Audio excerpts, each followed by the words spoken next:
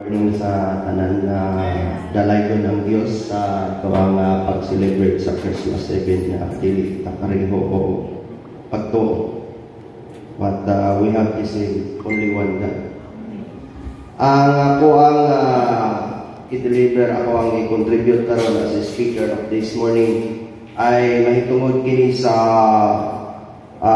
mga gitugyan sa iyahang negosyo. Kung diin ay nagsugo siya, isa sa iyahang kining kanang iyahang sinuhulan na kung saan ay inutusan niya sila na mamaligya, no? Mahitungod kini sa pagpamaligya.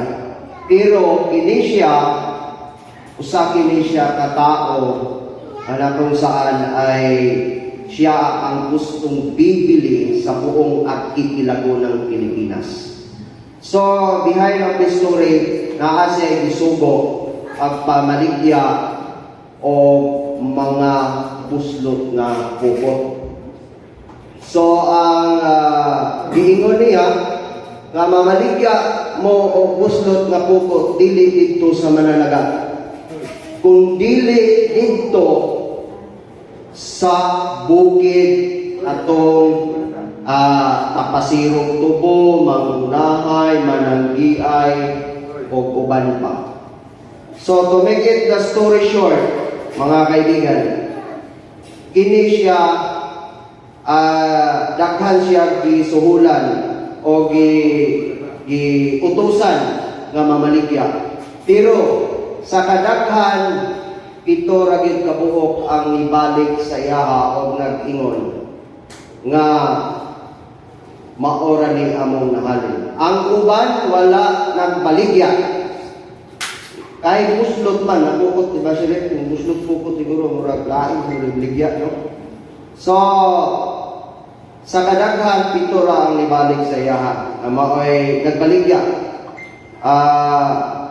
Meaning to say, mga kaibigan, ay ito po ay pagsunod kung sino man ang nakakataas sa atin.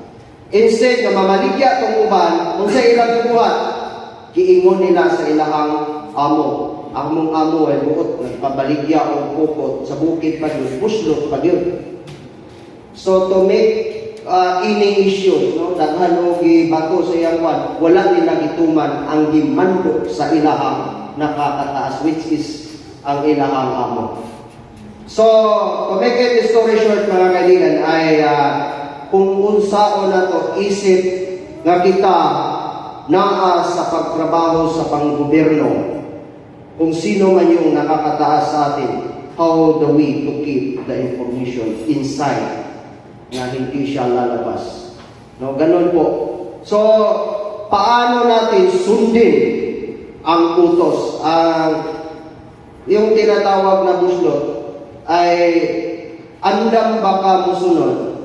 Maski na naakay nakita nga mga dili maayo, di ba? But we don't have right to disobey the commandments.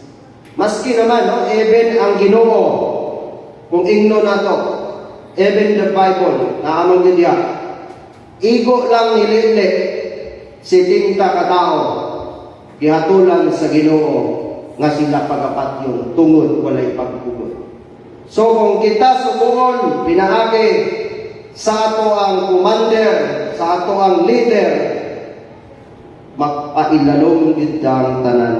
So that's why, dili ta magbuhat-buhat, instead nga kato sila gisugo, ang uban, pito ragid ang ibalik. So meaning, pito sa kadaghan niya gisugo, pito lang ang nibalik o nag-ingon, maura ni ang nahalin kay buslot ang atong pukot, amo. So I reflected to myself, kasi dugay man ko nag-working student as sa tag-iya sa school. No, daghan siya gitugyan sa buwa. Even gani, naapay isa, nawagin na ko gitug-an sa iyang mga anak, kining gilubong nga mga kabtangan, mga ano sa iyahang ano. Wa gid ako gitugan ano man mao may bilin sa kuha kay magubot ang ilahang pamilya.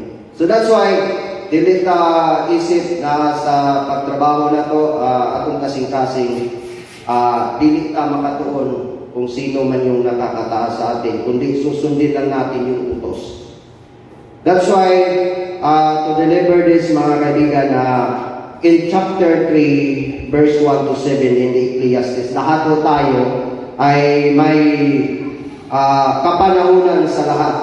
Kung tayo man ngayon ay nag-celebrate ng ganito, may kapanahunan sa pagpanganak, kung saan tayo tumira, magtrabaho, sumunod, kung sino man yung nag-uutos sa atin. Diba? At tayo ay may panahon rin magalit. Pumatay, gumiba, at pagbangon. So that's why, para sa ko, I protect my name into the good reputations in the community, which is in the Proverbs chapter 22, verse 1 to 7. Nag-ingon diha, mas maayo pa, no? Ayaw ikambyo ang imuhang maayo na pangalan ngadto sa kwarta, which is valuable ato ang good reputation, especially sa akong trabaho, magkakaiba man tayo ng designation and tasking for this worker of the government. As long as we are being unique to follow the rules and regulations under the law, which is we are being unique because we are selected and appointed by law under of the Philippine Constitution. Ganun lang po mga kaibigan, maayong punta o daghan kayong salamat. Yeah. Police Corporal Kanita.